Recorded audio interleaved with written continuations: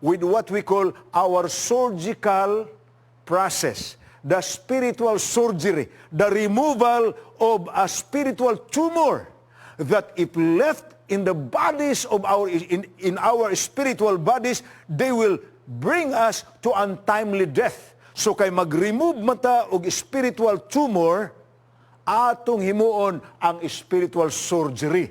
But we won't do that until we have injected you the spiritual anesthesia.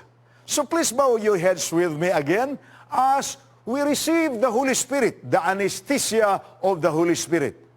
Oh God, our Father, in the next few moments, we will be performing another spiritual surgery, a removal of a spiritual tumor which can cause the death of our spiritual lives. Oh Lord, thank you for giving us the opportunity to know these truths from the pages of the Scriptures, as has been prophesied by the prophets, and as we see their fulfillment in our very eyes. We ask in Jesus' name, Amen. Thank you. Now you're ready. And we are going to proceed. Our topic this evening is the call to come out of Babylon. Wow! Babylon! Come out of Babylon! Before that, let me give you a little bit of an introductory story. Sometime in October 5, 1982, that was Wednesday, a girl who was 12-year-old, Mary Kellerman, a resident in Chicago, awoke unusually early complaining of a sore throat and runny nose. Concern ang iyang parents nga ang ilang anak nagmata, may gibati nga insani kanang sore throat o runny nose, gitagaan sa iyang parents og Tylenol. Is extra strength Tylenol capsule. Pagka alas 7 sa buntag, mga kaigsuonan, nakaplagan sa mga ginikanan ang ilang himatyon nga anak dito sa banyo. Himatyon.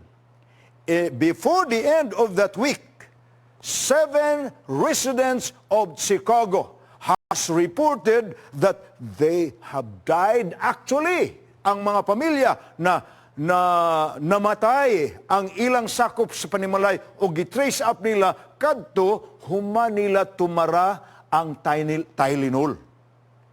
Wow! You know kana nga pizza, October 1982 was one of the very well publicized nationwide drug alert o saka crisis nga nahitabo dito sa Amerika, where immediately, human sa mao nga balita, ang tanan nga mga drugstore, gipakuha dayon ang tanan nga mga butilya o mga kapsula sa Tylenol.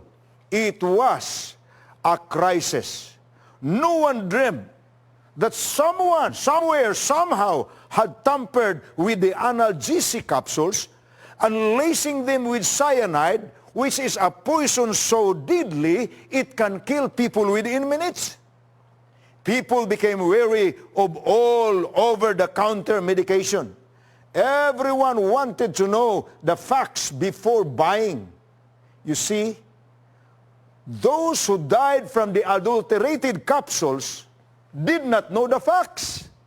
They were victims of a madman's hoax. Mga kaigsuonan, the pure Word of God gives us a warning. Centuries ago, a worldwide hoax has been deceiving millions, and it can be you or someone you love. A power has been tampering with the pure teaching of God's Word, adulterating His truth with fallacies just as deadly as the tainted Tylenol capsules. And God has sounded a worldwide alert. And we call this worldwide alert the final warning of the 3 angels in Revelation 14. Naisgutan na nato part ni ini sa milabay nga mga kagabhion ang pipila kabahin ni ining 3 angels message. Ang first angel's message kadtong lanog nga sultis manulunda, fear God and give glory to Him. for the hour of his judgment has come, and worship him who made the heaven and the earth. Ato na nga gipasidaan. Ang mensahe sa pagpabalik sa husto nga hinungdan sa pagsimba sa Dios, ang iyang pagkamaglalalang, ipalanog ka na sa tibuok kalibutan. Ang mensahe kalabot sa paghukom nga nahiabot na, nagsugod na dito sa gingharian sa langit, ipalanog ka na sa tibuok kalibutan. Kay musugutag sa dili, umaabot kita sa adlaw sa paghukom ug mga kaigsuonan, ang matag usa kanato gipahinumduman ni ining panahon nga dunay krisis ang kalibutan nga ang mga tao karon nangigiyon tuo mo mong naay Dios, walay Dios ang atheist. Sa panahon nga ang atheist o ang evolution nag-deny sa account of creation in the Bible. Nag-deny sa existence of God. Ang appropriate kaayo ang first angel's message. Simbaha siya nga naglalang sa langit ug ayuta. Mauna ang unang mensahe nga giusab pinaagi sa atheism o sa evolutionism. Apan ang ikaduhang manulunda, the second angel's message in Revelation chapter 14 verse 8, mabasa nato ning pinulungan. And another angel followed, saying, Babylon is fallen, that great city, because she has made all nations drink of the wine of the wrath of her fornication. Now, kanang pasidaan nga nalumpag na ang Babylonia, makalibog na sa ato. Because in reality, pagsulat ni Juan sa pinadayag, the book of Revelation, Apocalypse, pagsulat niya ni Ana, wala na'y Babylon. Because Babylon was destroyed by Cyrus 539 BC. Pagsulat ni John sa Revelation, sometime mga 94 AD na. So almost, matawag tag 600 years na, wala na ang Babylon sa mapa. Na ang destroyed places na lang nga tua sa usa ka dapit about 50 or 60 miles of Baghdad. Ang ruins nga natabunan sa mga balas sa desierto. So, why would John say Babylon is fallen and then naapag-isay warning kana ang Revelation 14 verse 8 mana. Babylon is fallen, second angel's message, the last warning message. Apan sa Revelation 18 verse 4 na ay sumpay sa maong pasidaan. I heard another voice from heaven saying, Come out of her, my people, lest you share in her sins, unless you receive of her plagues. Makalibog ni. Because I told you, the book of Revelation was written sometime between 90 to 98 AD when John the Revelator, the oldest of the disciples of Christ nga nahibilin, all other disciples of Christ has already died since Christ ascended back to heaven in 31 AD. One by one, they were killed, and most of them were killed as martyrs. Martyrs gani, gipatay tungod sa ilang pagsaksi. That's the word martyrios in Greek. Gipamatay ang mga disciples, including ni Paul, nga gipalungguan ni Emperor Nero sa iyang ulo sometime in 54 AD dito sa Rome. Including ni Peter, nga sumala sa extra-biblical materials, gipalansang sa emperador sa krus, nga tuwad, kay dili man siya musugot, nga ilansang siya sa krus sa maorang nga posisyon. Silang tanan nga mga tinunan, nangamatay na ang nahibilin, ang original nga tinunan ni Jesus nga iyang gibinlan sa iyang inahan nga si Maria, didto sa Kalbaryo sa krus iyang kamatayon. John the Revelator.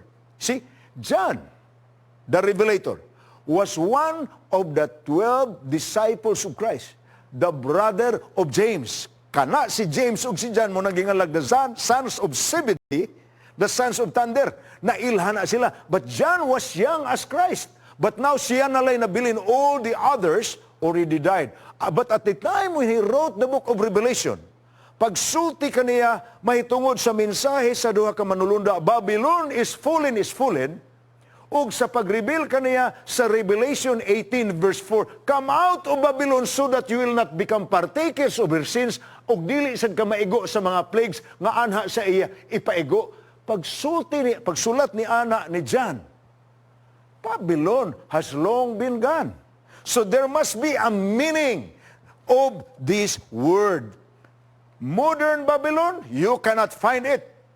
Well, dunay sulti sa ubang mga magsusulat.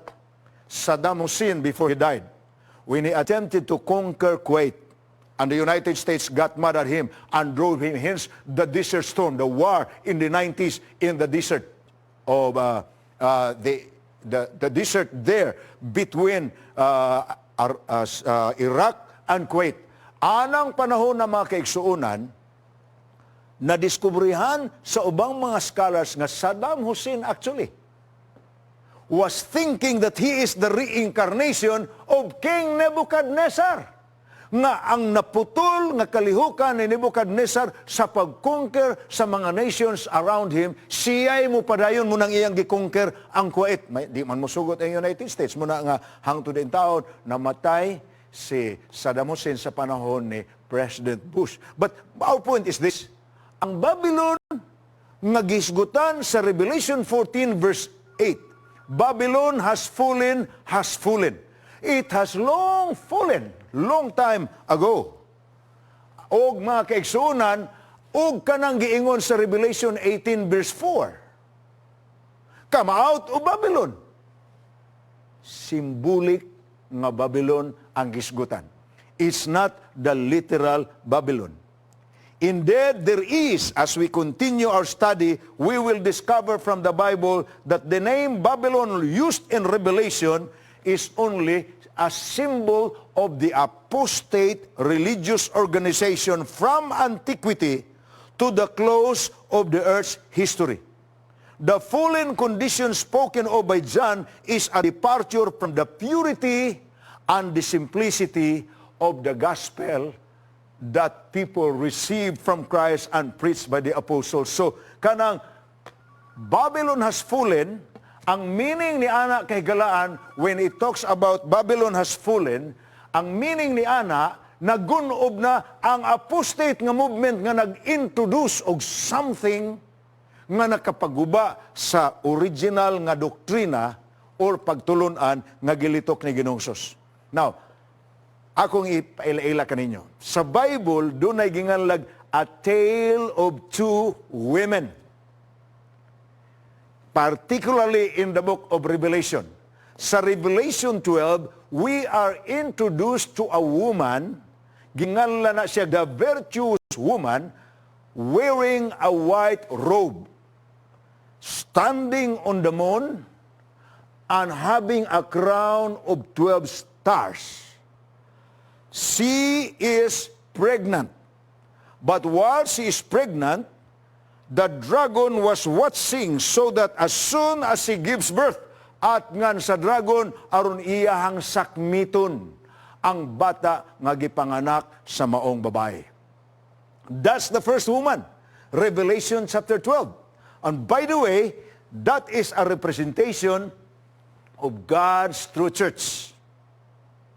We may have another topic for that which may not be in this series, maybe sometime in some future series, but for some of you who are interested in knowing that, please contact our Hope Channel South Philippines for further Bible study or for literatures that can give you enlightenment. Apan, ang first woman, kay tale of two women man ang atong isgutan. The first woman represents God's true church, that's Revelation 12. But when you go to Revelation 17 and 18, madiskubrihan ninyo nga naapoy another woman diha. O kana nga woman, gisimboluhan sa apostate church system. Meaning, ang simbahan nga Christian ang iyang ngalan, Christian ang iyang representation, pero ako na ning gidefine sa inyo the other night. Ang word nga apostate nagpasabot tapad sa tinuod, murag tinuod, apan dili tinuod. Tapad. Sama sa gipasidaan ni Pablo sa iyang katawhan sa wala pa siya namatay. Nga matod pa niya, inigtalikod ko ang iglesia sulungon sa lubo nga dili mo pasaylo sa panon. That's the persecution of the first century Christians. But ang ikaduha nga part sa iyang prophecy katong niingon sa pagsulti, og ako mong sultihan, gikan sa taliwala ninyo, may mga magtutudlo nga mubuto, nga magsultig binalitad nga butang, og magdala og mga tinunan uban kanila. The apostasy from within the church. When some of the leaders of the early church will bring doctrines not according to the gospel of Christ and preached by the apostles, but something that is a little different, a mixture of paganistic and Christian doctrine. Giminyo ang paganism o ang Christian doctrine. Now, we will try to help you now to understand what is the meaning of spiritual Babylon which is described in Revelation 14. Arita paingon mga igsoon sa pag-address yun ni ini nga babae, Revelation 17, verse 3 to 5. Matod pa ni John, I saw a woman sitting on a scarlet beast which was full of names of blasphemy, having 7 heads and 10 horns. And the woman was arrayed in purple and scarlet, and adorned with gold and precious stones and pearls, having in her hand a golden cup. Verse 5. Verse 4. Full of a golden cup full of abominations and the filthiness of her fornication. Nagdaladala ang maong babae og usa ka kupa nga matud pa sa binisaya pa nga pinulungan, ang sulod sa maong kupa mao ang iyang pagkadautan ug ang iyahang pagkamananapaw, her fornication. And on her forehead ug sa iyang agtang adunay ngalan nga nahisulat. Unsa ang iyang ngalan? Mystery, Babylon the Great, the mother of harlots and of the abominations of the earth. Wow! Grabe nga pinulungan. Mother of harlots, inahan sa mga babaeng bigaon. Wow! That is a very, very, very sad description, a very pessimistic view of a woman described with beauty nga napuno sa ornaments. Sa ato pa, og imong i-review pag-usab ang gisaysay dito, kini nga babae maka-afford. Nakapamalit siya mga alahas, doon na siya bahandi, nakapahimo siya tanang klases pagpagwapa siyang kaugalingon, apan ang ngalan niya, Mystery, Babylon the Great, the mother of harlots and the abominations of the earth. Inahan sa mga bigaon o sa tanang pagkadautan sa kalibutan. Now, I was telling you, this is a body tumor. This has to be removed. We are going on with the process of spiritual surgery today. And the doctor has already seen how terrible this tumor is. Apan aron masabtan ninyo na pag-ayo, ato na sang subayon. Kining ginganlan sama sa equivalent nga ginapasantop karon sa atong kagamahanan, atong subayon contact tracing. Subayon nato ang historical tracing ug ngano man nga nagamit man ang Juan, ang pinadayag kapitulo 14 ug pinadayag kapitulo 17-18 sa pulong Babylon. Pamahawa mo diha sa Babylon. Lugwa mo diha, nagunob na og dili mo mapahawa, matambakan mo siyang pagkagunob o maigo mo sa gaba sa iyang pagkamaksala. Kilabihan mang yun kabugat paminaw ng mga pulo nga mga igsoon. There must be a reason why these terms are used. Okay, let me now trace you back to you. What is the history of Babylon as described in Revelation? Okay. Aron mahibaw animo ang term nga mother of harlots or the source of all false teachings and abominations that have poured into the world, we go back to to Old Testament times. Many times in Scripture, God pictures idolatry or apostasy from His truth by His people as adultery or fornication. Di ba ako naman ang gisulti sa inyo? Ang commandment number 1 o commandment number 2 sa 10 commandments, thou shalt have no other gods before me, related ang commandment number 2, thou shalt not make unto thee graven images, and thou shalt not bow down your heads to them. Thou shalt not bow to them. Speaking of the Israelites, while they were in the peninsula or valley of Sinai on their way out of Egypt towards Palestine. Speaking of that, nahibaw mo sa nahitabo, while Moses was up there in the mountain talking to God for 40 days, ang mga Israelites diri influenced by the leaders, ang apostate leaders, si Kore, si Dathan, and si Abiram.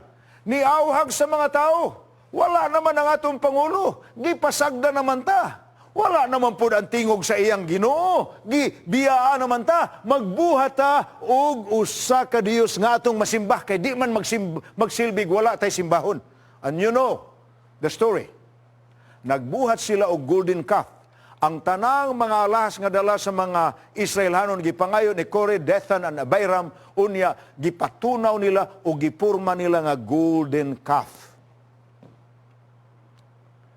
Kaigsuunan, idolatry. Apostasy. God said, "You shall call me my father and not turn away from me. Surely as a wife treacherously departs from her husband, so you have dealt treacherously with me, O house of Israel, says the Lord." Ato na ning gisgutan. Ang Israel mao ang God's chosen people. Iyang gitugutan nga musanay ang Israel kay iyang tuyo nga ang Israel ang mopreserbar sa pag-ila sa usa lamang ka Dios, ang Dios nga makagagahom, ang Dios nga maglalalang. Apan in the course of time, ang Israelites ni apostatize. Unsay meaning sa apostatize? Ilang gitalikdan ang kaputli o kaanindot sa pagtulunan, sa pagtuo sa Dios, pinaagis sa pagsimba og Dios-Dios. Ancient Babylon. Why does this scarlet woman of Revelation called Babylon? To understand the significance of this title, we must go back and trace social or contact tracing. Atong trace apon. Kanusa nagsugod ang kanusa nimo mabasahan ang pulong Babel or Babylon sa Bible? Well, immediately after the flood, during the time of Noah. You see, remember, Noah was preaching to the people to serve God and hear his message of warning that there will be a flood, and so that people will be saved, they should come into the flood, which could have been sufficient sa pag-akomodar og daghang mga tao. Pero eventually, ang ning sulod, si Nuira, ang iyang asawa, ang iyang tulo ka anak lalaki, o ang ilang mga asawa. 8 ra sila kabuok. Apan pagkatapos sa lunop,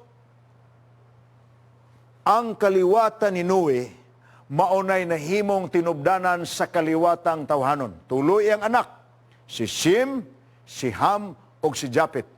So kitang tanan nga katawhan nga nias kalibutan karon, tulura ang atong gigikanan. Although originally, mga liwat kita ni Adan ug ni Iba sa wala pa ang lunop, apan ang milukop sa kalibutan, kaliwatan na ni Shem, ni Ham, ug ni Japet. Na naay description ang biblical nga genealogy.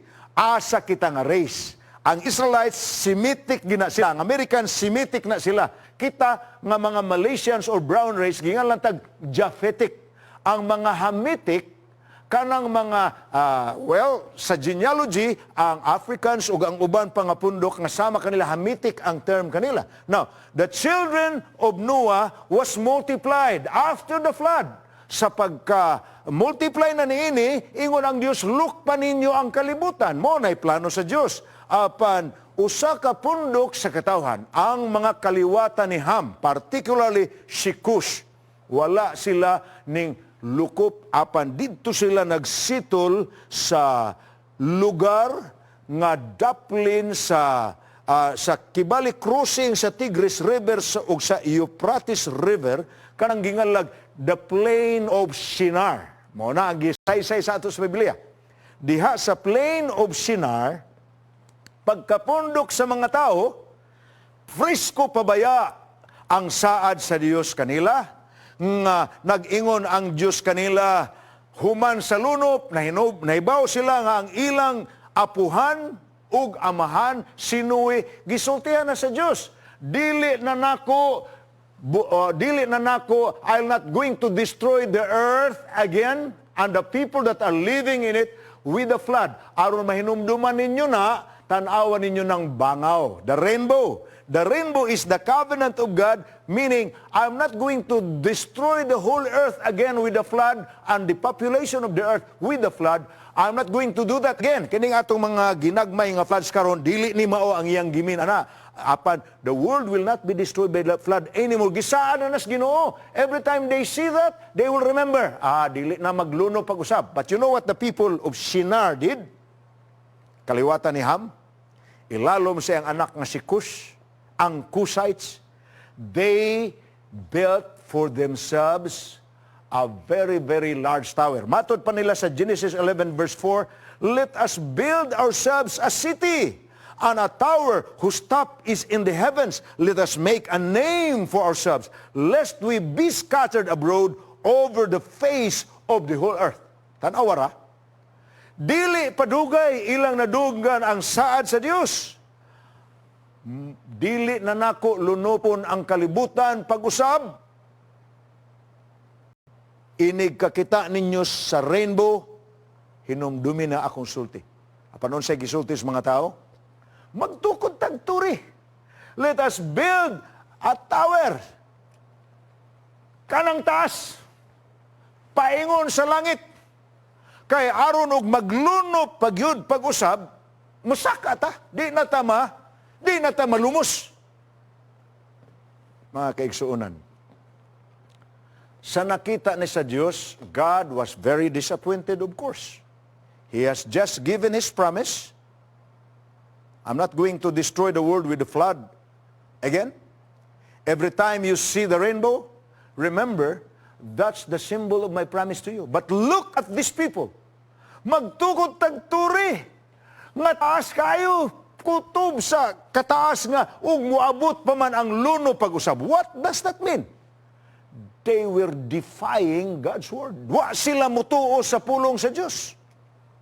Ingon ang Ginoo sa Genesis 11 verses 7 to 9. Giawag niya ang mga manulunda, come, let us go down and there confuse their language that they may not understand one another's speech. Samtang nagtukod ang mga tao sa turi, atoon matud pa sa Ginoo sa mga manulunda. So the Lord scattered them abroad from there over the face of all the earth, and they ceased building the city.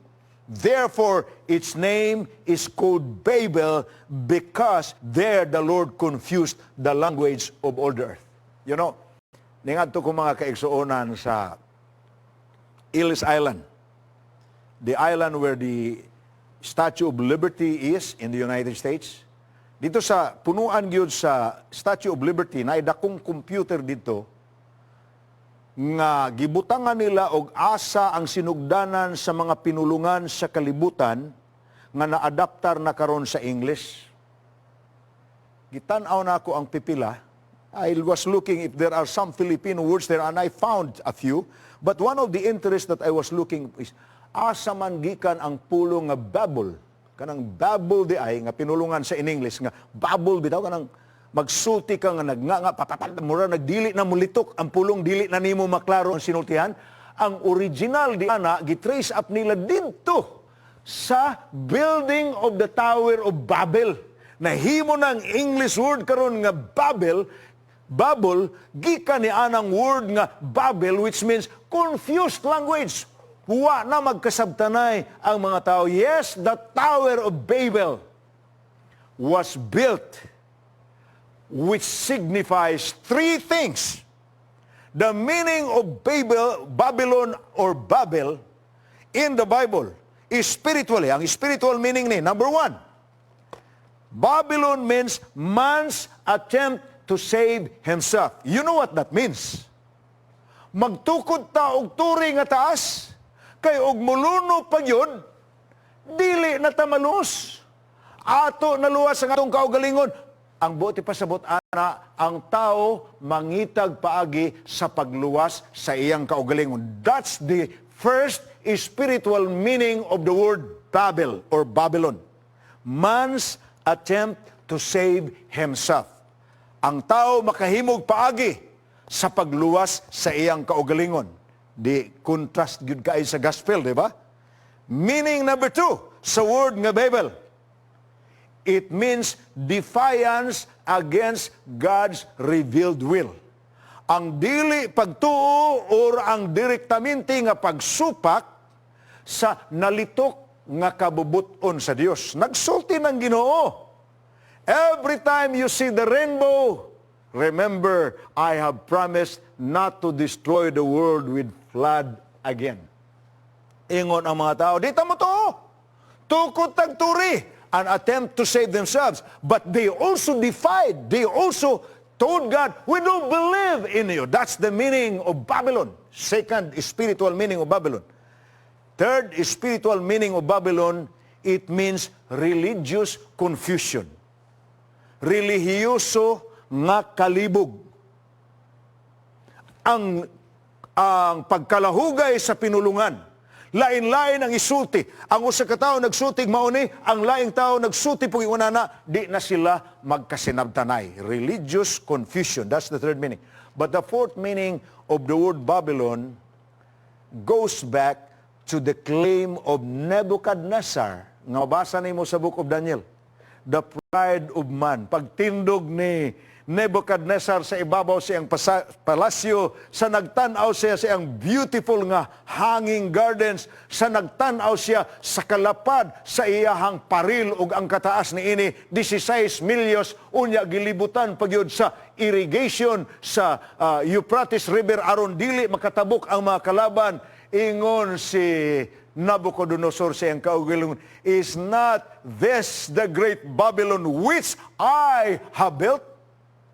The fourth spiritual meaning of the word Babylon means the pride of man. Ang garbo sa tao, ang pagpadako sa tao sa iyang kaugalingon. So mauna nga kung imong tanawon karon ang warning sa Revelation chapter 14 verse 8 o sa Revelation 18 verse 4. Babylon has fallen, has fallen. O sa Revelation 18 verse 4. Flee from Babylon, come out of her. Kanang word mga igsoon nga flee from the midst of Babylon adto pud nato na makutlo sa another prophet sa Old Testament, prophet Jeremiah. Jeremiah 51 verse 6 and 7. Matod pa ni manalag na Jeremias, flee from the midst of Babylon and everyone save his life. Do not be cut off in her iniquity, for this is the time of the Lord's vengeance. Apparently, ang Babylon maoy nahimong kalaban sa Dios. Ganina ako mong nahisgutan. Sa Bible, specifically sa Book of Revelation, dunay gingalan ang mga magwawali. The tale of two women. The pure woman of Revelation 12, which represents God's pure and true church, and the apostate woman of Revelation 17 and 18. Karon matawag sab ni nato og the tale of two cities. Ang sugilanon sa duha ka syudad. Ang syudad sa Jerusalem nagrepresentar sa syudad nga gihimo sa Dios nga iyang garbo kay sentro sa iyang presensya. The city of Jerusalem.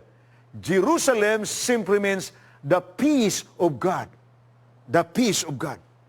Mauna ang iyang representation. The other city, the tale of two cities we read from the Bible is the city, the contrast of God's city, Jerusalem, is Babylon itself.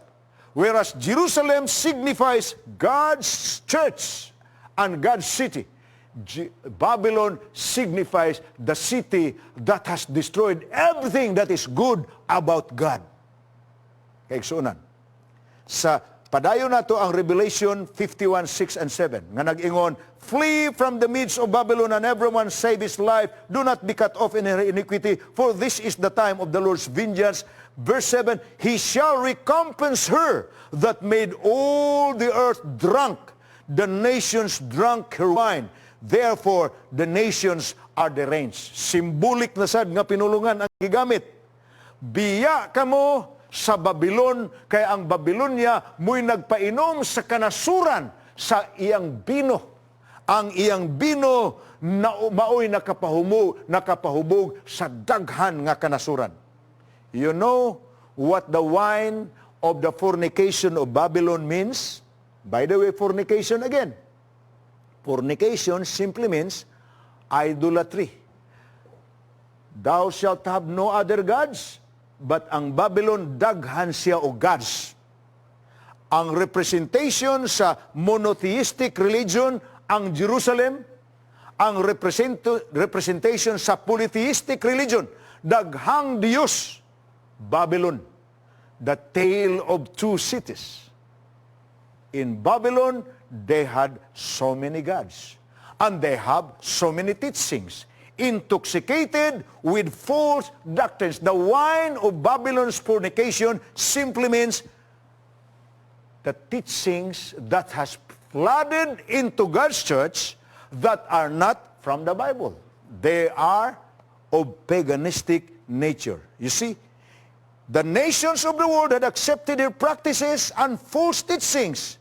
They had become intoxicated with the wine of her cup. They believe on a lot of things that are not from the Bible. Nahinumdo mo sa akong giingon kaninyo? Nga naman nga si Martin Luther, who was a great leader of the church, a teacher in the church, a professor of those who will become leaders of the church because he was a theology professor for those who wants to become priests and monks. Nga naman nga pagbasa niya sa Bible, na diskubrihan man niya ang kadaghan sa teaching sa church nga wala na mo square sa Bible. Muna nga at the end, sa 1517, gilansang ni Martin Luther dito sa Osaka Church sa Gutenberg sa Germany ang iyang 95 theses representing the teachings of the Bible that the church did not live up to and the teachings of the church that were not from the Bible. Mauna ang gingalag intoxication of the false doctrines. Mauna siya ang nahitabo sa atong Kristyanismo karon. Nasultihan tasad mo mga kaigsuonan. Kita baya sa Pilipinas, dili pud nato kay ma-blame. Kay nag-angkon tas ngalan nga Kristohanon, the only Christian country in the Orient. But I have already told you, sa pagbautismo kang dato humabon og sa 801st Filipinos baptized in April 14, 1521 in the island of Humunhun. Akong gibasa ang kasaysayan higala, ingon ini ang akong nakita. Pagbautismo kang dato humabon, actually, ang iyang tuyo alliance or friendship with Magellan and the armaments and soldiers that he has. Because they have weapons, they have powder, they have guns, they have cannons. Sila, they have only bulos, they have spears. Apan, gawas nga gihatagan siya ni Magellan og daghang mga gasa. Unya, in return, naghatag po sila mga pagkaon sa mga inunta members sa expedition ni Magellan. Giselebrate nga maokad to ang Christianity sa Pilipinas. Apan, kung imog yung basahon ang kasaysayan, dili ka katuo nga genuine conversion. Unsa may conversion? Nga ang mga tao na nausab yun. Nausab ang ilang identity, pero ang practice wala. Because if you read further the history of the baptism in Humabon, it was a way of Humabon making friends with Magellan because he wants Magellan to kill Lapu-Lapu, the rival of Humabon, in the leadership in Cebu. Mauna ang naas history na to. Gusto niya nga si Magellan ang upatay. And you know, of course, what happened? Naggubat si Magellan og si Lapu-Lapu kay dili man udawat si Lapu-Lapu sa kang Magellan. Apan, inay nga mapildi si Lapu-Lapu, namatay si Magellan. And of course, you know, sumala sa imong mabasa sa kasaysayan sa Kristyanismo nato sa Pilipinas. Pagkahuman sa gubat, ang nahibilin nga mga sundalo ni Magellan, gipartihan ni humabon.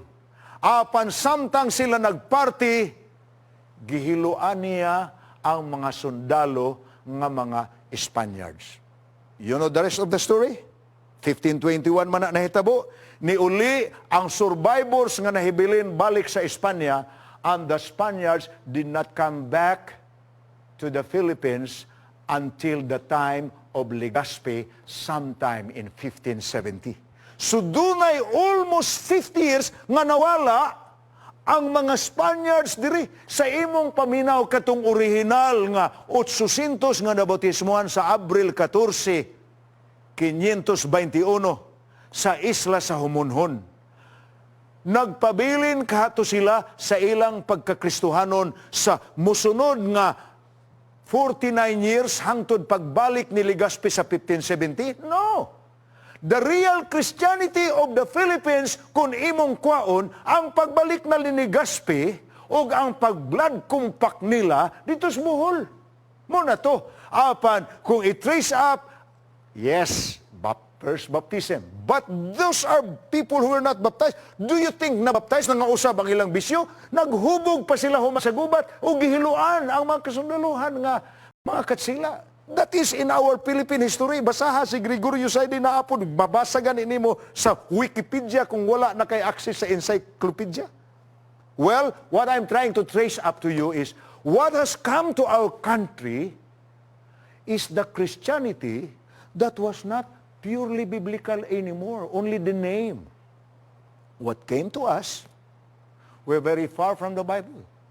So dili ta ka blame sa mga tao ron. They don't know what the Bible says. They are doing a lot of things that they believe are Christians, but they are not of Christian origin. Wine of the fornication of Babylon.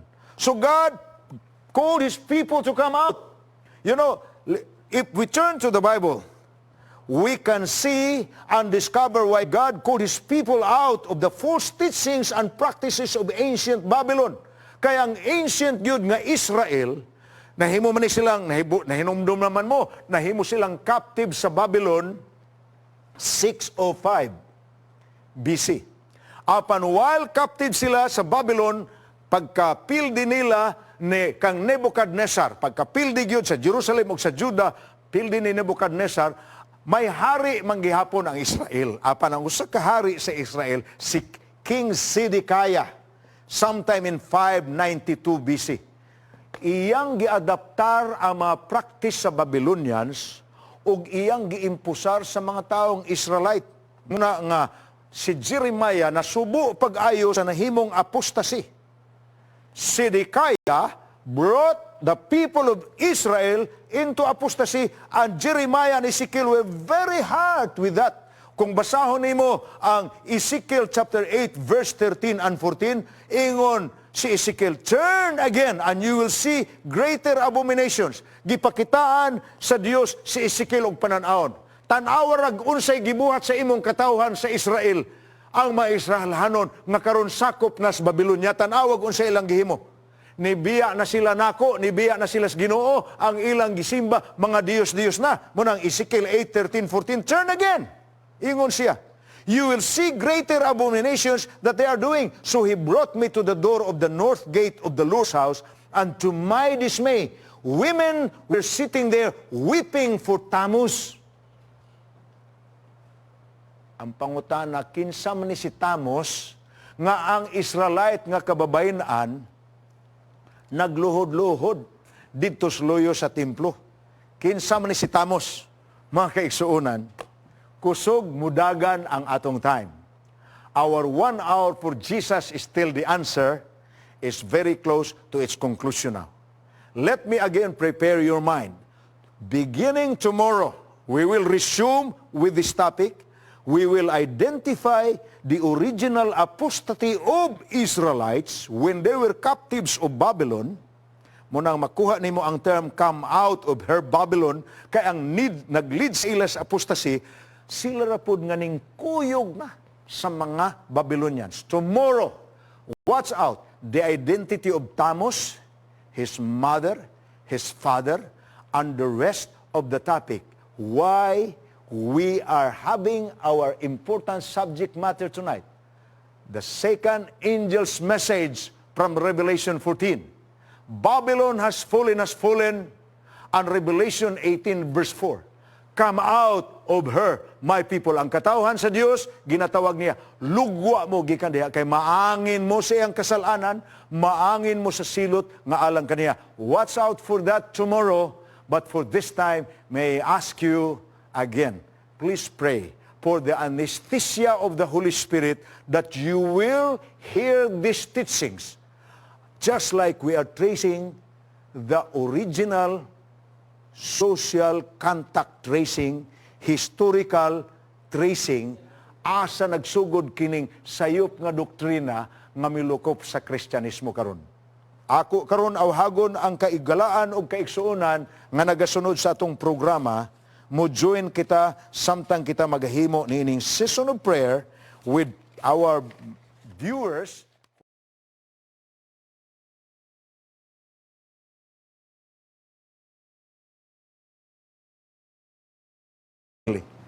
Last night, we ended part 1 of our topic, a very important subject matter, the call to come out of Babylon.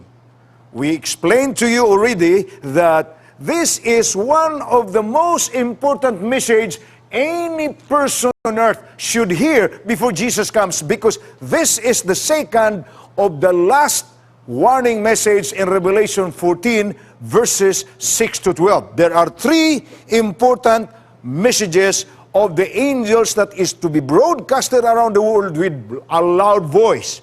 The first one we have already defined was to invite people to worship God, the true essence of worship, God's creatorship, and also reminding us that we are to give glory to Him in all things that we do.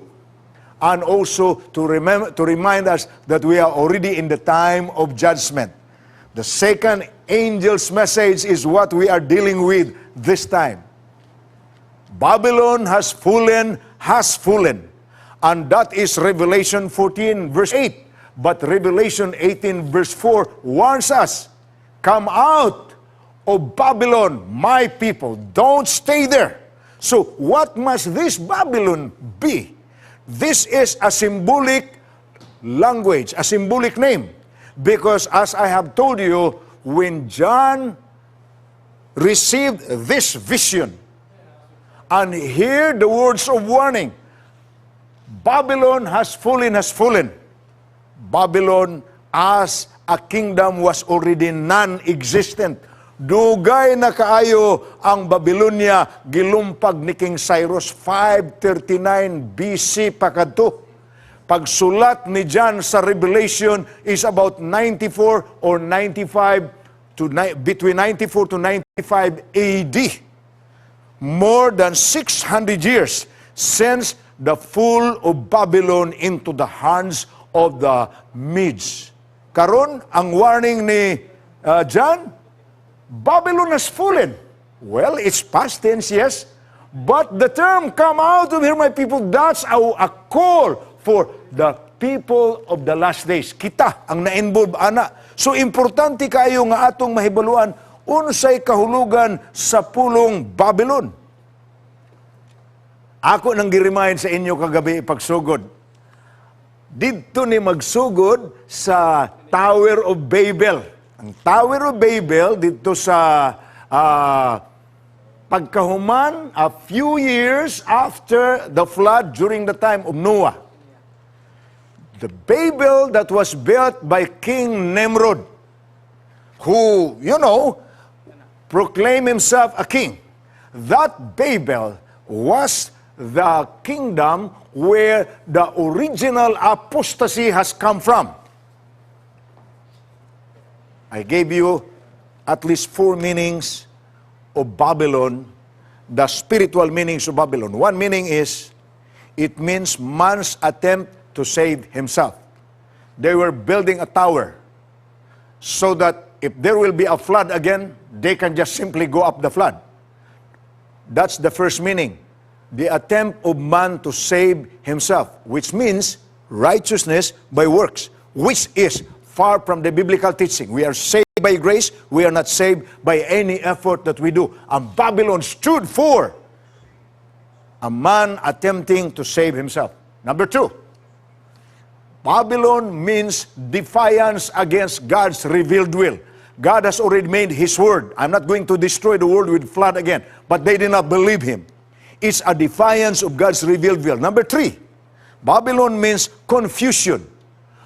Particularly religious confusion, where people talk on different things which are not biblically based, but they believe it anyway. That's religious confusion. It comes from the babbling that took place during the time when Nimrod and his men built the Tower of Babel. Nagbabble na lang sila because there was a confusion in language. And the 4th meaning of Babylon that we have already explained to you in the past is it means the pride of man that lead him to his fall.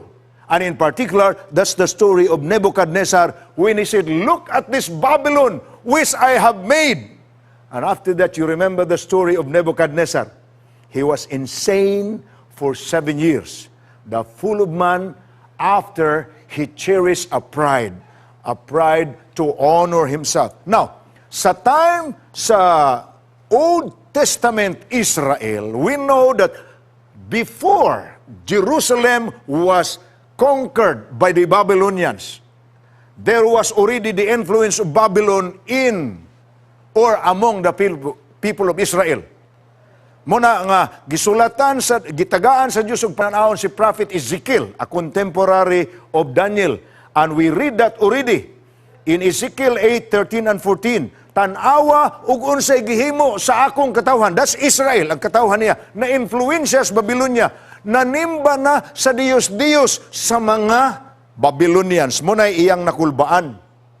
Og sa matod pa niya, turn again and you will see greater abominations. He brought me to the door of the north gate at the Lord's house, and to my dismay, women were sitting there weeping for Tammuz. So we ended our discussion yesterday with a big question. Kinsa man ni si Tammuz? This is the story. Tammuz is the son of Queen Semiramis. And who is Semiramis?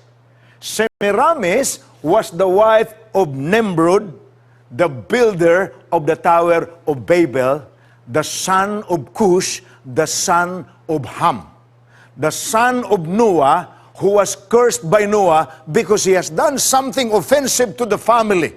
Itong gikatawaan bitaw niya si Noah nga natulog, nga naghubo tungod sa iyang kahubog, unya iyang gisugilon sa iyang duha ka igsuon, si Sim ug si Japet. Tanawa ra ninyo ang atong amahan natulog nga nahubo. Grabe, para sa kang Noah, that was a major offense. It's displaying a shameful thing and announcing it to the public. Abi ninyo makahigluan, usa man ni ka-warning para nato. Ug naay makauulaw nga hitabo sa sulod sa atong pamilya, or sa sulod sa atong iglesia, or sa sulod sa atong community, dili na para bandilyo. Sa Bible, ang usa ka sakop sa panimalay nga mubandilyo sa dili maayong talan-awon sa sulod sa iyang panimalay, tungluhono na mao na ginganlan sa Bible og Hamitic curse. Ham was cursed, and the descendants of Ham was cursed. But let's go back to the story of Semiramis anyway, the wife of Nimrod. Semiramis, unfortunately, when Nimrod died, siya na ang nag-rule as queen. Bright, clever, beautiful.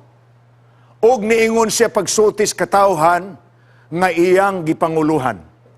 Ang atong hari ning biya lang nato in order to rule above us in a greater sphere. Siya karon ana-ana sa langit, og siya nagluwas ka nato aron makapahulay ta panahon sa kagabion iyang gipakigbatukan ang iyang mga kaaway apan sa panahon sa buntag iya tang gibuhi pinaagi sa iyang silaw. Nimrod was the original sun god. And Semiramis, the wife of Nimrod, mentioned 2 years after namatay si Nimrod, nibuntis man si Semiramis. Pagkabuntis niya, gi-announce niya sa iyang mga sumusunod, dalaygon ang atong makagagahom. Kay nagbilin siya, binhi kanako, kay ang iyang bidlisiw, gipaigo niya sa akong tiyan, ug niya karon susulod sa akong taguangkan, ang anak sa atong Dios. So ang anak kibali, ang gibuntis ni Semiramis, giisip sa mga tao, nga anak sa sun god. And who was the son of Semiramis and the sun god? Nimrod. It was Tammuz. Mauni ang usa sa pinakakaraan kaayo nga Dios sa mga pagano nga na-record both sa Bible ug sa extra-biblical source. Ingon ana ang kaagi ni Tammuz, he was the son of Semiramis. So ang relationship ni Semiramis ug ni Tammuz mao na ang original nga relationship nga murag nahimong pattern sa gingalan nato mother and son. Divine mother and son. In fact, mga kaigsunan, alang sa inyong kasayuran, ang original nga trilogy gikan sa pagans was the Father, the Mother, and the Son. Ako lang ang lakbit na sa inyo, kamunay hubad ug unsay kahulugan ni anak sa iyang equivalent sa pagkakaroon sa dihang mikuyanap sa atong modernong Kristyanismo ang karaan nga practice sa mga pagano. Kay naa na may divine trilogy as of this time. But I leave the interpretation to you. I'm not going to go beyond what I have already described. Now, that's the earliest form of idolatry. And this involves the people of Israel kaysa nagbihag na sila sa Babylonia, ang mga Israelites, nag-worship naman sila, sumala sa pag-worship sa mga Babylonians. Paminawaran ninyo ng giingon sa usa ka karaan nga magsusulat sa history. Sa libro nga The Worship of Nature, Volume 1, page 529, giingon diha, in ancient Babylonia, the sun was worshipped from immemorial antiquity. So, Semiramis claimed nga ang sun nagbeam sa iyahang sidlak ug nabuntis siya. Pagkabuntis, ang iyang anak sa adlaw, kay anak man sa adlaw nga migahom sa sulod sa iyang taguangkan. So, she became the mother of God. So, nahitabo na dahil ang gingalan natog mother and son relationship. Thus, began the worship of the mother and son, whose worship spread throughout the ancient world. Of course, the names and some of the facts were adapted to meet the different cultures of the different ancient nations. For example, sa Egypt, the story of Isis and Osiris, that's the mother and son. Ang goddess of Egyptians o ang son of the goddess, God gihapon, the sun god, Isis and Osiris. Then there was Frigga and Balder, that's the Scandinavian god. Si Frigga ang god nga gisimba nila sa Friday. Si Balder mauna ang sun god sa Scandinavia. Another European country, part of the original Roman Empire. Then there is the story of Venus and Adonis for the Greeks. Venus and Adonis. Then there is the story of Star, Cybele, Diana, Mithras, Bacchus, and then Astura or Asteroth and Baal. So kana mga igsuon nga ancient God and goddesses, mother and son relationship, ang adaptation na sa different cultures from the original mother and son, Semiramis and Tammuz. And the father who impregnated by the beam of the sun, the mother of the son of God. So si Tammuz, ang iyang title, the son of the sun God. Did you get that? Mauna ang original. Unya, ingon pagyod, ang manalag na ang Ginoo misulti pagyod sa kang Jeremiah. Tan-awara og unsay gihimo nining mga tawhana, Jeremiah 7:17 to 18. Do you not see what they do in the cities of Judah and in the streets of Jerusalem? The children gather wood, the fathers kindle the fire, and the women knead the dough to make cakes for the queen of heaven, and they pour out drink offerings to other gods that they may provoke me to anger. Hinumdumi, ang Diyos hate gyud niya kaayo ang idolatry. But here are the people of Israel, now contaminated by the paganism, heathenism, apostasy of the Babylonians. Nag-worship, apan ang gisimba ang mga Diyos-Diyos na. Gawas pa ni Ana ang kababayanaan. Nagluto sila ni Ana ang ginganlag hot cross bun. Ang hot cross bun, dito na mag-originate sa mga Israelites nga na nagsimba kang Tamos o kang Semiramis. Ang ilang gihimo sa hot cross bun, ilang gilinyahan kining ilang tinapay ug cross. Kanabaya nga cross, mga kaigsuonan, the little cakes or buns made in honor of the Queen of Heaven were marked on top with a cross, or kanang cross sa ancient nga pinulungan ginganlan nagtaw in devotion to her son Tammuz. You see, this is what made the crucifixion of Christ so heinous. He was actually crucified on the cross or the tau, which was the sign of the sun god. Muna nga, para sa mga paganong Roma, ang gihimo nila sa kang Jesus pinaagi paglansang kaniya sa krus, usa sa pinakadako nga pagyatak sa kasaysayan sa pag-insulto balik sa mga Hudiyo tungod sa ilang kasaysayan sa pag-apostasiya nila sa ilang pagkanatakdan sa pagano nga influensya. Greater abomination. Apan, si manalag na Ezekiel giingnan pagyod sa Ginoo. Tanawa. At tuaragod sa pultahan, look at the temple of the Lord between the porch and the altar, where about 25 men with their backs toward the temple of the Lord. Ang leaders sa Israelite church, ang leaders sa mga Israelhanon, tanawa, ingon pa sa Ginoo, tanawa. Hain ang ilang likod, nagtalikod sila sa templo. Apan tanawa, asa sila nagatubang, nagtuwad-tuwad sila og simba sa adlaw sa iyang pagsubag. Their faces toward the east, and they were worshiping the sun toward the east. This is Israel, influenced by Babylonian heathenism. Sakit kay na sa Dios. Iyang katawhan paingon sa naanod sa batasan sa mga pagano. Incredible! And God didn't like that. Munang ingon ang Diyos kang Ezekiel, ang iyang mga pangulo mo'y hinungdan ini. Here priests have violated my law and profaned my holy things. They have not distinguished between the holy and the unholy, nor have they made known the difference between the unclean and the clean, and they have hidden their eyes from my Sabbaths, so that I am profaned among them.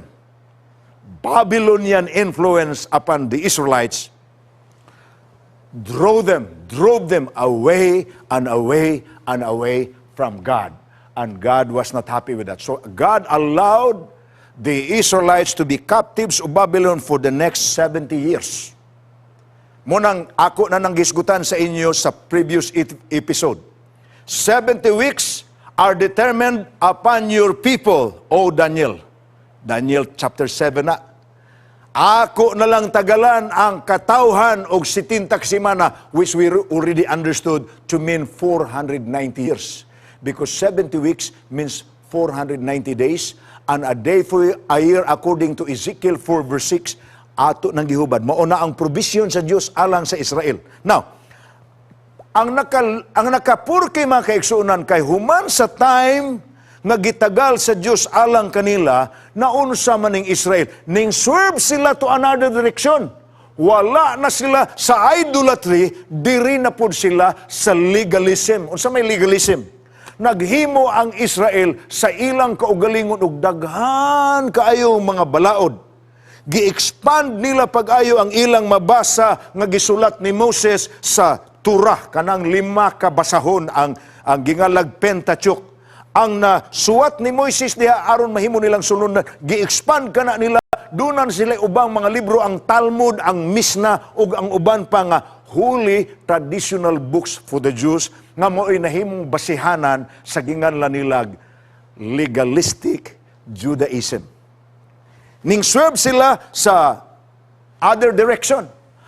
Mao na hinungdan nga pag-abot ni Ginoong Hesus, dili nila madawat ang iyang tinudluan. Ang mga pangulo sa templo, dili kadawat sa tinudluan ni Ginoong Hesus kay sukuhi man ang iya. But remember, Jesus actually came down to bring them back to the pure message and laws of the Father.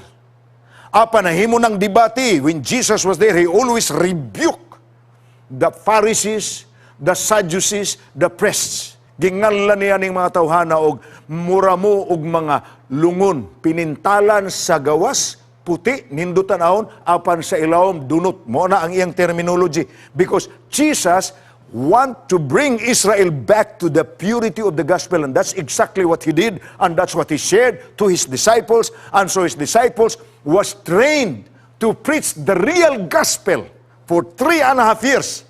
But human sa pagkamatay ni Kristo, sa gihatagan niya ang iyang mga tinunan, sa sugo, look pa ninyo ang kalibutan. Itudlo ninyo kanila ang tanan nga akong gitudlo kaninyo. Shortly after that, nahibalo mo, 31 AD si Jesus namatay, 34 AD, gibato si Esteban na human ang 70 weeks gidetermine para sa Israel. Apan, nahimo po itong trigger point sa pagkakabig ni Saulo sa Tarsos nga nahimong si Pablo nga apostol. Pagkahimo ni Pablo nga apostol, nagwali siya og ang dapit nga iyang gipangwalihan, gipangtukuran niya mga simbahan. Munang mabasa nimo sa Bible ang gipanuwat niya nga mga epistula, na ang Corinto, na ang Colossae, na ang Episo, na ang Tesalonica, na ang Roma, kana nga mga dapit part sa nga ministeryohan ni Pablo. Apan dayong kahuman sa iyang ministeryo, samtang siya miatubang sa emperador dito sa Roma. Kay mo man ay goal gyud ni Paul. Maabot ang ebanghelyo dili lamang sa ordinaryo nga mga tao, didto gyud sa palasyo. Muna nga manggialamon man siya kay abogado man siya. Sanhedrin, member of the Sanhedrin, means he's a lawyer. Ingon siya, Romanhon ko, gusto ko nga ang akong kaso adto hukman sa emperador. So he was brought to Rome before Governor Festus, Felix, King Agrippa, and then finally gusto siyang moatubang sa emperador sa Roma. But I think we know that according to biblical, extra-biblical history, si Paul was beheaded by Emperor Nero sometime in 54 AD. But shortly before siya namatay dito sa Roma, munang tumog Roma ron, duha ka buok ang shrine diha sa sulod sa Vatican, kanang border sa Vatican, naa diha ang sulod ang Shrine of Peter. Mo nang gitukuran karon sa St. Peter's Basilica, the largest cathedral in the world, St. Peter's Basilica. Apan sa gawas, a few meters away, gikan sa border sa Vatican, anaapod ang Pauline Shrine, will Paul traditionally was said to have been beheaded by Nero. So duha ka shrine, naglagyo, di ralagyo. Ang point na tumauni, shortly before siya namatay, si Paul misulti sa mga tao, na humanan ako akong misyon, I have finished my fight, now I am just waiting for my reward, kay hapit naman ko itugyan. Pero sultihan ta mo, before ko, dayon akong biya, nagsulti siya, dayon akong biya, dayong biya namo nga mga apostolis ang mga magtutudlo ninyo. After my departure, savage wolves will come in among you. Muna na iyang gitagna. Lutoson kamo sa grabe kay nga paglutos kay dunay mga lubo nga dili mo pasaylos mga panon, not sparing the flock. Apan ang kaduhang tipik sa iyahang propesya, kay prophecy man na nga text, kanang verse 29. Also from among yourselves. Sa ato pa kamo mga church members, gikan sa taliwala ninyo. Kamong mga Christians who were first called Christians in Antioch, according to Acts 11:26, who were known as followers of the way in Acts 24:14 and Acts 19 verse 20. Mga igsoon, kanang followers of the way nga gingalag Christians for the first time in Antioch, gipasidan aniya. Gawas nga lutuson mo, grabe nga ninlutusay, gikan sa taliwala ninyo, abot ang mga magtutudlo nga magtudlo og mga binalitad nga butang, meaning dili na gikan sa gospel ni Christ, dili na ang gi-preach namo nga apostles, kun dili binalitad na nga mga butang. Nahibaw mo, literally natuman gyud ang tanan niyang gisulti. In the first century, bloody persecution of the Christians. Naibalo man mo mga igsoon, naapagani mga Roman emperors nga nagdemand sa mga tao og emperor worship because some of those emperors, even if they were lunatic like Caligula, like Nero, mura na silang mga buang nga mga tao nga unsay malitok ilang isulti. Walay duha-duha pag ingon ihawon na diha, nasa tubangan ihawon. Grabe ang gihimo kay nagipa-worship man nilang ilang mga tao sa ilang kaugalingon.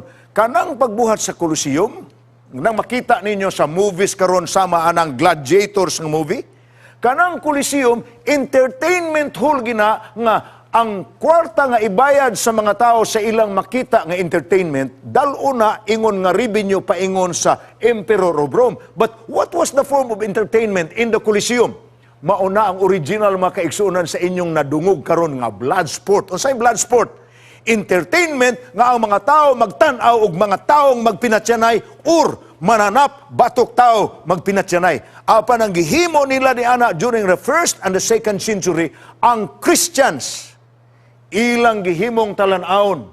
May mga leon silang gipanggutom nila nga naas ilawom sa amphitheater, gipanggutom unya na sila madakpan nga Christian, ila kining dalhunog ang iyang pamilya, unya sultihan ang amahan sa pamilya. Kung mapatay nimo kining mga leon, luwas kamo tanan sa pamilya. Apan kung ikaw mapildi sa leon, kaunon ka sa leon hasta ang imong pamilya.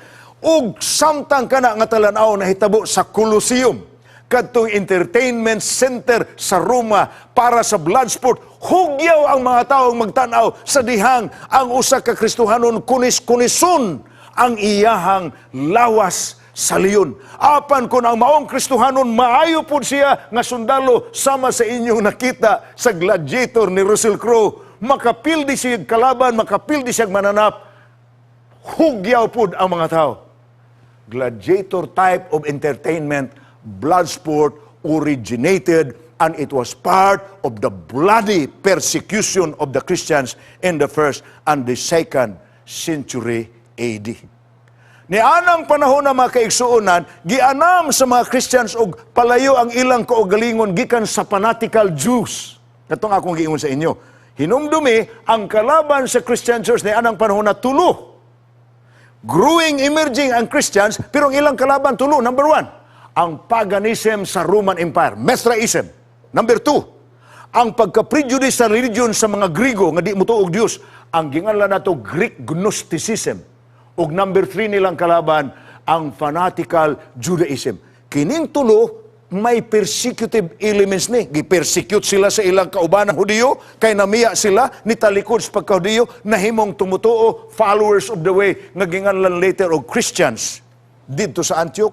Ni anang panahon na paminawa ra gyud ning gisulti sa usa ka historian si Wary, ang Wary's Church History, page 39. Ingon diri, at the end of the second century, within a little more than 150 years after the first preaching of the gospel, Christianity began already to wear the garb of heathenism. Ang Kristyanismo didto pa sa first and second century nasimbuga na ang ilang mga pamaagi sa paganismo. Gihapon, sa mao nga libro, Church History by Wary, page 39, the seeds of most of those errors that afterwards so entirely overran the church, marred its beauty and tarnished its glory, were already beginning to take root. Dito pa na sa first and sa second century, natuman ang giingon ni Pablo, inigtalikod ko, ato pa, dayon akong kamatay, number one, sudlon kamo sa lubo nga dili maluoy panon, persecution. Number two, gikan sa taliwala ninyo, mamutho ang mga magtutudlo, nga magtudlog binalit, dili nagikan sa gibilin kanato nga ibanghilyo sa atong manluwas og manunubos nga si Jesus. Iyahanang usbon o kanang mga tawhana mudala og mga sumusunod ngadto kanila. First and second century pa na. Nisamot mga kaigsunan ang pagliko, nisamot ang kayabag sa sud sa pundok sa mga Kristiyano. Remember what we are talking here is the history of the early Christian church from the time of the apostles and gradually farther, 4th century. Human gyud sa grabe nga persecution nga gihimo sa usa ka emperador, nipuli si Constantine sa 312. Si Domitian ang iyang gipulihan, nagpersecute sa grabe nga pinersecute kanang 10 years sa last reign ni Domitian. Ang gikan sa 302 to 312, munay one of the bloodiest time to sweep out. Ginganlan na nato karon og kana bitang genocide, pagwala unsa na kanang term nila nga ang usa ka grupos kaliwatan sa mga tawhanon wad gyud genocide man na naapay lain nga term ana. Anyway, maunay na abtan ni Constantine. Pag abot ni Constantine ingon siya di magsilbi ni. Kung pamatyon lang gining mga tawhana nga part na sa atong gingharian, mudaghanig samot. Tinuod man. Kay the more Christians were persecuted, the more they multiplied in number. So Constantine introduced something which was a little different than what the other emperors had done in the past. Ingon pa niya, we will make friends with them. Let us ask them to be with us. Munang nahitabo ang gingalag religious compromise. Religious compromise simply means dili tanan nga gusto nila matuman. Naapoy sa ato nga dawato nila. Apa naapoy ila nga dawato nato. Meaning, dili tanan nga gusto nga pagtulunan sa Kristiyano maoy dawaton sa mga pagano. Dili po tanan nga gisultis pagano i-impose po nila sa Kristiyano. Inambitay ta mo na ginganlag religious compromise. Religious compromise gani, gamay imo, gamay akot para magdaita. Religious compromise na. Began with Constantine.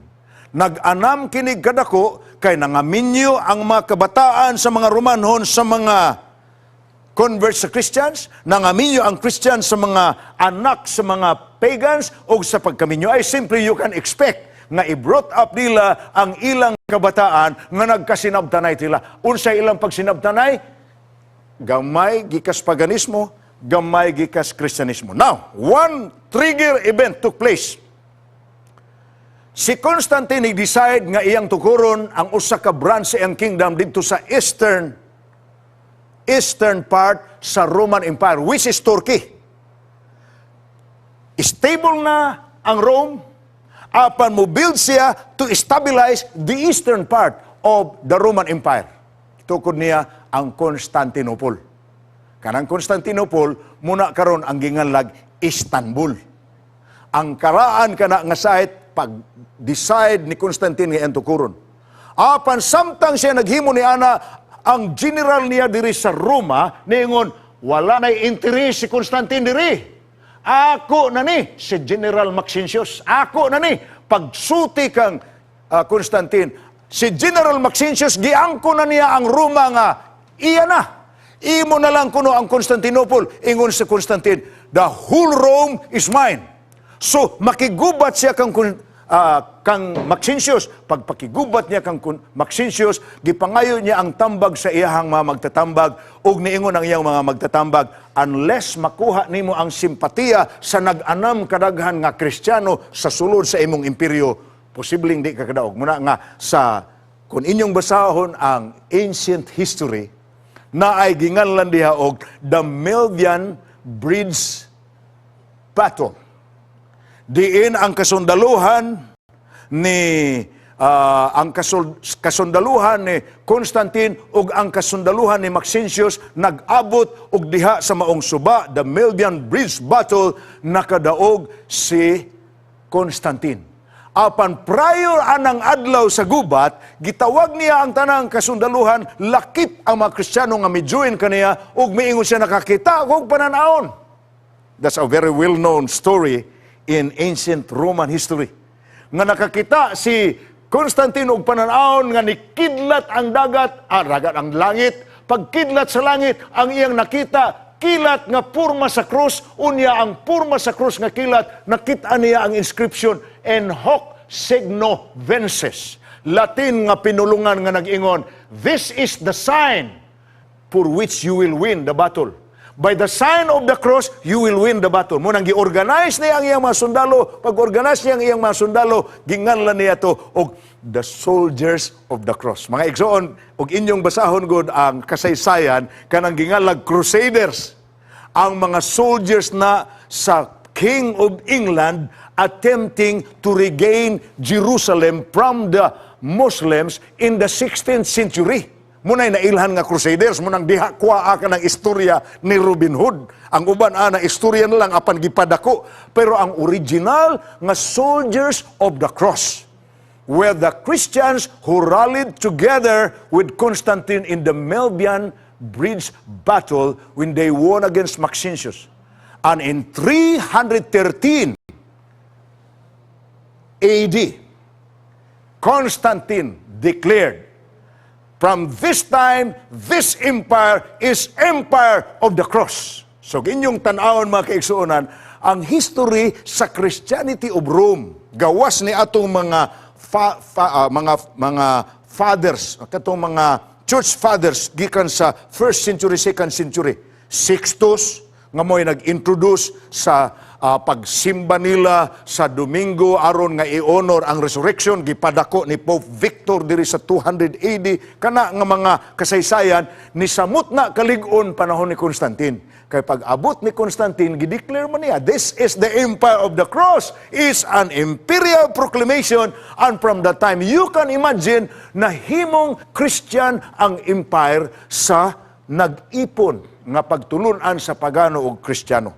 Basahon taragod ning part sa world history, page 54 sa Where is Church History. Paganism must still have been an operative belief with a man. He was at best only half heathen, half Christian, who could seek to combine the worship of Christ with the worship of Apollo, child of the sun god. Ang Roman god na ni, kaya ako namang gingnan sa inyo, daghan man ang equivalent. Sa Babylonian, Semiramis and Tammuz, sa Egyptian, Isis and Osiris, apan sa Romans, Apollo. Having the name of the one and figure of the other impressed upon his coins. Kang Constantine kini. Imong mabasa na. Christianity had now become popular and a large proportion, perhaps a large majority of those who embraced it only assumed the name. They were as much heathen as they were before. Error and corruption now came in upon the church like a flood. Mahibuong bitaw ta. Kay Kristiyano ta nga simbahan, dapat at Kristiyano ta nga mga tao, dapat mutuo ta sa Bible, tun-an nato ang Bible. Apan mahibong ta kay naa may mga practice karon nga dili naman gyud necessary nga basahon gyud ang Bible. Kutloon lang ang teksto isuod sa mga papel, unya ang papel tusokon og dagom, unya kanang dagom isuod sa botilya kay naanay teksto nga unya iorasyon asa man nagikan. That's not from the Bible. That's part of our pagan legacy nga nasaw nato gikan sa mga pagano. Kanang anting-anting kanang mga amulets, those are of pagan origins. And originally, nasao lang sa pagan Romans, gikan sa Babylonian. So, makita ninyo nga, ang Babylon nga term, nahimo na ng general terminology of departure from the truth and purity of God's teaching. Church history, volume 2, chapter 2, section 7. Inumdumi ang atong ginabasa, Christian history books. Paminawara. Christianity became the established religion in the Roman Empire and took the place of paganism. Christianity as it existed in the Dark Ages, you know what the Dark Ages is? Ang medieval period, 538 to 1798. All of us knows that. Christianity as it existed in the Dark Ages might be termed baptized paganism. Meaning, giminyo niini nga Christianity emanating from the Empire of Rome, ang paganismo o ang Kristyanismo. Pagkaminyo, ang practice nga pagano nisud sa Kristyanismo og nahibaw na mo sa nahitabo human ana. this is the Roman Empire which became a very powerful influence of Europe, which was the source of the spreading of Christianity in the rest of the world.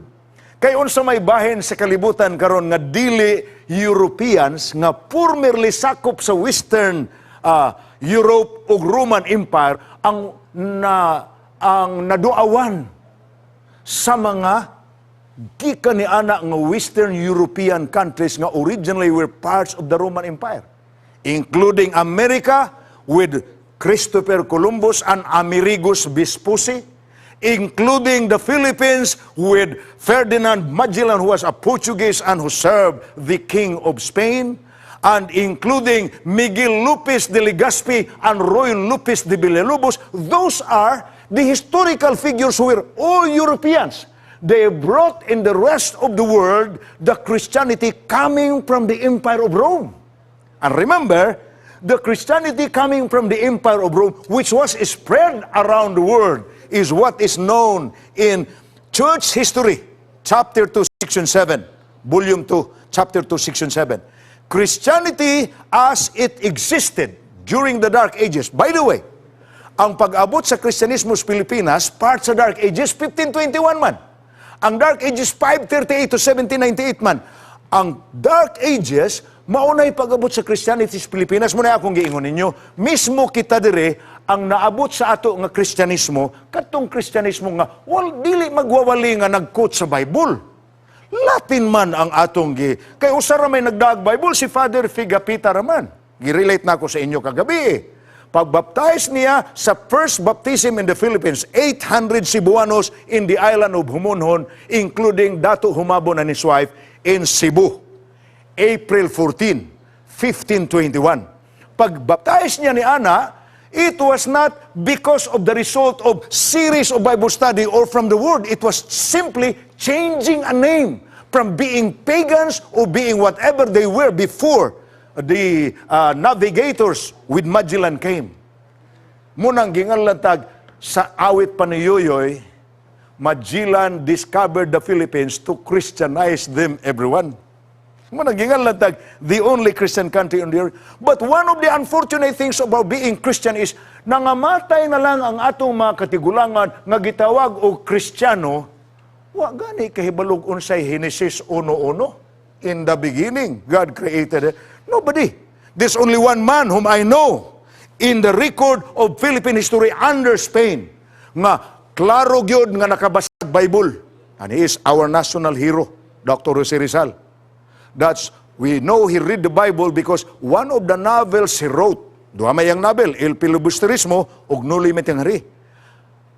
Pulos kadto novels nga nagpukaw sa sentimentos sa nasyonalismos Pilipino aron makigbatok sa malupigong gahom sa Spain. Apan ang usa sa iyang novel, No Limit ang Hiri, is a biblical phrase. Ang words ni Jesus Christ kang Mary, sa dihang si Mary, miduaw sa lubnganan sa buntag sa iyo sa Domingo. Pagduaw ni Mary, wala naman ang lubong. Pinilo naman ng mga bisti ang iyang nakita dito. Naguul siya pag-ayo. Pagkakita niya nga naay tao dito sa baba, sa lubnganan, miduol siya, Sir, ikaw ay nagtago sa lawas sa akong agalon, sa akong magtutudlo. Pag-ingon gyud sa tao nga, Mary, nanindog ang balhibos tingkoy ni Mary, kay pamilyar nga tingog ang iyang nabati. Paghangad niya, ang Ginoo man diay, gakso na unta niya ang tiil sa Ginoo. Apan miingon si Jesus, touch me not, for I have not yet ascended to my Father. The word touch me not in Latin is noli me tangere. Ay sa kog hikapa, kay wa pa ko kaadtos amahan. Rizal, read the Bible. Perhaps the only Filipino known to have read the Bible in our 300 years of Christianity in the Philippines brought by the Spaniards. Wow! But the point is this. We were Christians in identity. We never know a lot of the things we do are not from the Bible.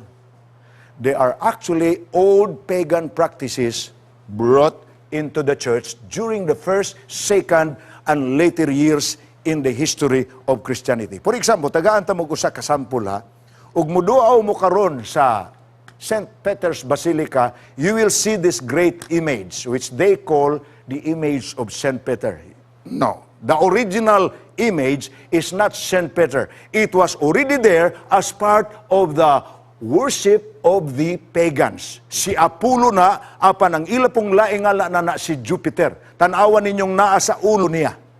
Simbolo sa halo. Kanang halo, ang term kana sa kanang gamayng korona nga simbolos adlaw. Part na sa worship of the sun, which was the greatest of the gods of the Romans. I already told you the other night that the Roman pagans worship different planets every day of the week. They worship the sun on the first day.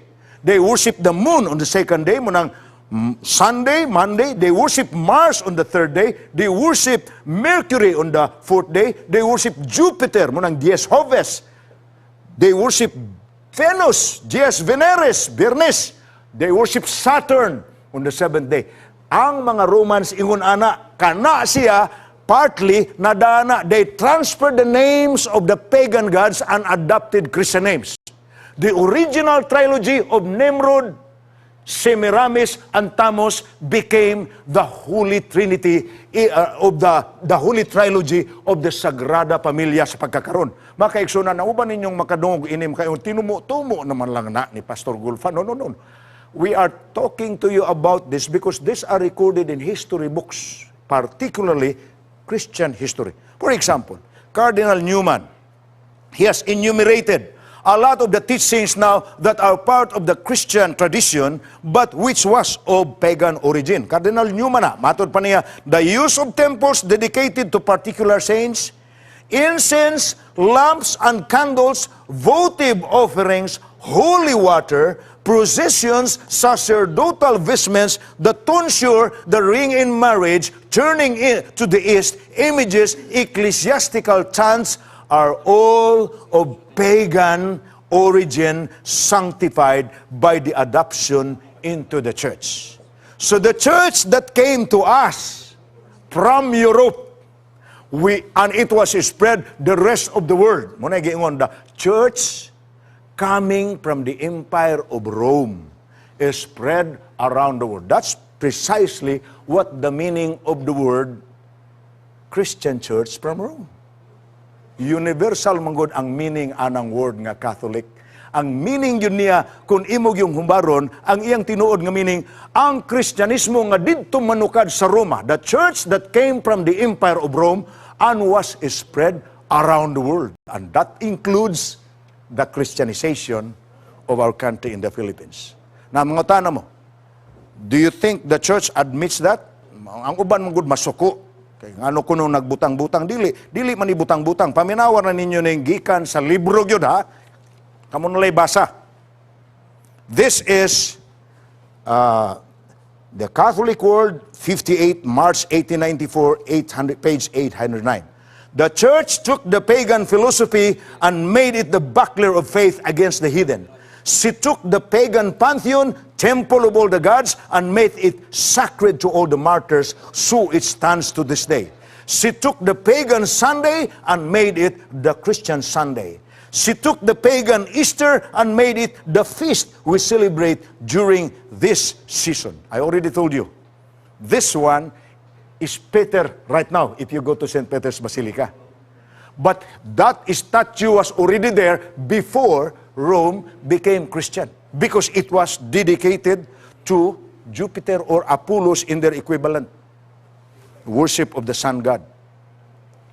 Niya pa, the first day of the week, from Webster Dictionary, Sunday so called because this day was anciently dedicated to the sun or to its worship. The sun was a foremost god with heathendom. Hence the church would seem to have said, keep that old pagan name. Munang yangalan, Sunday. Adlaw para sa adlaw. Ang Lunes, munang luna, moon, moon's day. Martes, Mars. Merkulis, Mercury. Huwebes, Jupiter. Biyernes, Venus. Sabado, Saturn. Munang pagan worship. It shall remain consecrated, and thus the pagan Sunday dedicated to Balder became the Christian Sunday sacred to Jesus. Let me tell you something more before I close. In this church that was spread around the world, coming from the Roman Empire, coming from Europe, through the ages, doon na ni sila tulo ka rules of faith. Ako lang yung gibutangan ini nga number. Number one of the rules of faith is the Bible. The second one is tradition. The third one is the edicts of the head of the church, or what we sometimes call now the papal bull. Now, sa actual nga implementation in practice meaning para sa mga sakop sa church, in practice, ang number 3, mao'y pinaka-importante. The final word are the edicts, the papal bulls. Final word na. Nobody can dispute him because the church adopted the doctrine of infallibility of the head of the church. So, any edict, any final bull, murag, bisag unsa ang dispute sa kalibutan, pag musulti na, iya na nang i-circular, by circulation, parehaan ang gingalan nato kaano sa Pilipinas, it's bill, final word na mao na na'y baruganan. And that is above tradition, kay bisan ang tradisyon pwede man ma-erase. O pan ang Bible, maunay third na lang. Ano man, unsa naman lang ng Bible? Basis for morals lang. Unsay basis for morals? Nadiha ang tahuron mo imong amahag inahan, dili ka magpatay. For moral guideline, the Bible is still rule of faith. But in the implementation is the reverse. So kanang the Bible, tradition, and edicts, sa implementation, importante ang edicts, second ang tradition, less ang Bible. Mga kaigalaan, the truths that we have been presenting in the past few nights are painful. That's why we have mentioned this to you in symbolic language. We are doing a spiritual surgery. We are trying to remove a tumor which, if left there, can be deadly because this concerns our life or death situation before the Lord. But today, we are very pleased nga ang uban ninyo may unong yun because you feel the anesthesia of the Holy Spirit